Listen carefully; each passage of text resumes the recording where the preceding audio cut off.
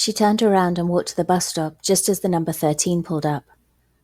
On a whim, Harriet decided it would be fun to pretend to be a tourist. She climbed a twisty staircase to the upper deck and sat right up front, with a glorious view of London at dusk. Getting off at the Portman Street stop, she started to cross through to Manchester Square, and then stopped. She could hear hauntingly beautiful music from across the road somewhere. She went to take a closer look.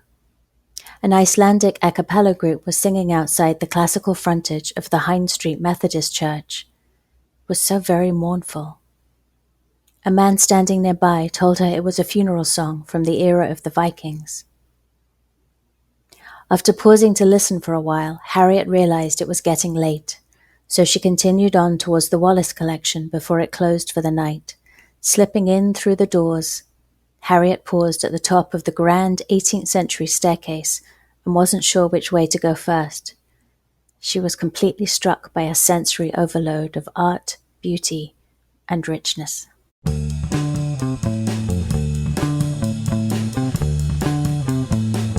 When Harriet came home after running errands on the high street, Calliope was sitting on the wall outside her house, looking even more shimmery in the daytime.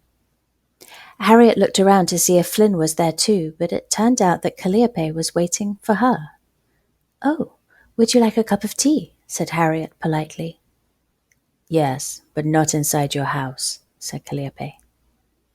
Harriet didn't want to ask why, but suggested that she drop the groceries in the kitchen and they could walk back up to Louis' patisserie. Calliope shook her head. She wanted to go to Soho.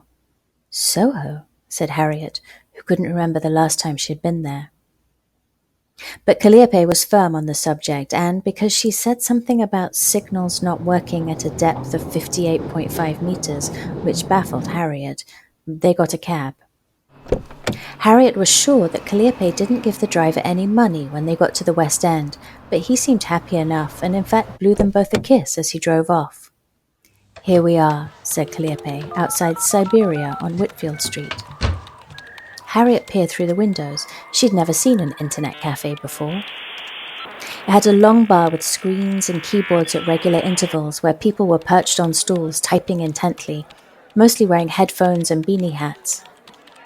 Before Harriet knew where she was sitting in front of a shiny 21-inch IMAX screen with a cafe latte to her right and Calliope to her left. "Gosh," said Harriet, looking around at the geeks with eyebrow piercings and combat fatigues and zip-up fleeces doing interviews for the BBC.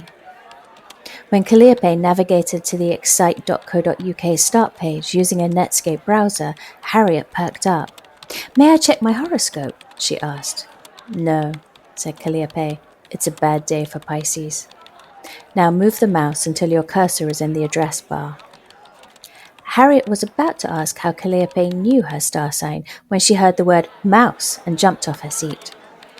Calliope pointed to the trackable implement. Harriet picked it up and popped it on the screen. Calliope sighed, but not unkindly, and showed her how the mouse on the mousepad functionality worked. "Gosh," said Harriet again.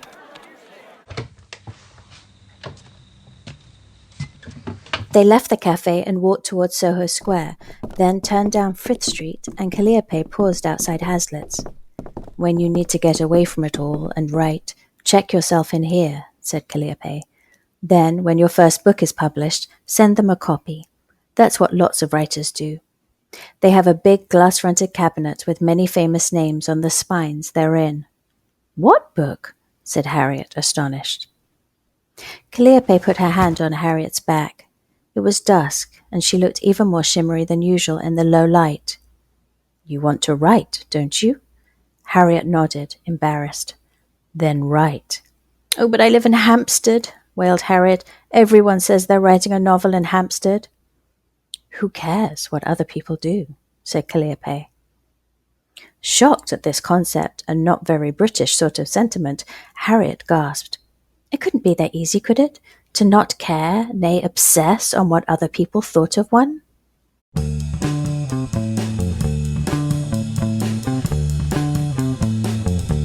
They continued walking down Frith Street towards Old Compton Street. Calliope paused outside Presto, the Italian pasta restaurant on the corner. She looked through the window. Someone came out to see if they could get her a table. "Is Derek in?" she asked, peering through into the taverna-style dining room, all orange and black fixtures and fittings, opaline lights and early 1960s faded photographs of Palermo. "He was in with Keith for lunch as usual. He'll be back at home now," said the owner, pointing towards Derek Jarman's flat opposite St. Martin's on Charing Cross Road. Flynn O'Neill was walking past Patisserie Valerie, scribbling notes in her Palm 5 with the inbuilt detachable stylus, without bumping into anyone. "You're on," whispered Calliope, pushing Harriet towards Flynn and disappearing round the corner, catching a cab on Wardour Street by Joe's basement. "Hello," said Harriet shyly. Flynn looked up and smiled.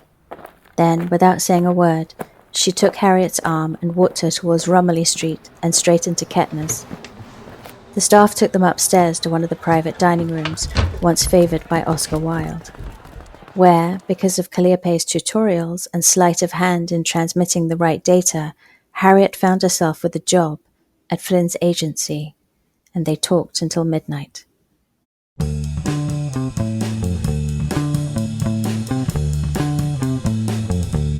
In the office next door to Doris's, Harriet gathered her things and slipped on her coat. She overheard Flynn and Nicky talking, but didn't want to interrupt. Leaving the office at 6 o'clock, she started to walk towards Bond Street, and then took a detour to a little Greasy Spoon cafe on the corner of Golden Square that she remembered from her student days. Ordering a jacket potato with beans and cheese and a cup of sweet, milky PG Tips, she sat down at a Formica top table at the back, with a tomato-shaped ketchup dispenser and old-fashioned vinegar bottle. "I Don't Want a Lover" by the Scottish band Texas was playing on the radio. Someone had left the Evening Standard on the countertop. Waiting for someone to claim it, Harriet sipped her tea for a few moments. When no one did, she surreptitiously took the paper back to her table and read her horoscope. Finally, a good day for Pisces. She felt so very happy. This was the world of work. It felt like freedom. She had earned a little money, done something useful and highly creative. There had been laughs and lunch and general camaraderie. Her ideas were heard and amplified by working in a team. She loved it. When she got back from Hampstead Tube, it was already dark.